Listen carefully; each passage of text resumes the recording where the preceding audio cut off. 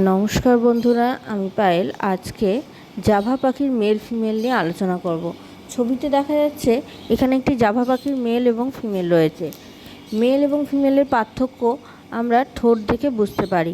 মেলের ঠোঁটটি দেখুন, এখানে গাঢ় রঙের রয়েছে, গাঢ় গোলাপি রঙের হচ্ছে মেলটি, আর যে মহিলাটি অর্থাৎ ফিমেলটি রয়েছে তার কিন্তু ঠোঁটটা একটু নিচু হবে।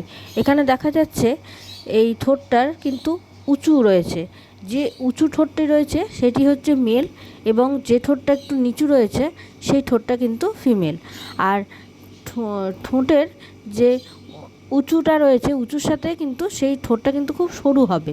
যেটা একটু সরু মতো হবে সেটি হচ্ছে মেল, আর ঠোঁটের যেটা একটু ভোঁতা মতো হবে সেটি কিন্তু ফিমেল।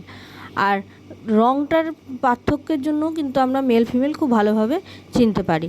এই ঠোঁটের রং এবং চোখের যে কালারটা রয়েছে, চোখের যে আইরিস বলটা রয়েছে, এই চোখের যে রিংটা রয়েছে সেই রিংটাও কিন্তু পার্থক্য লক্ষ্য করা।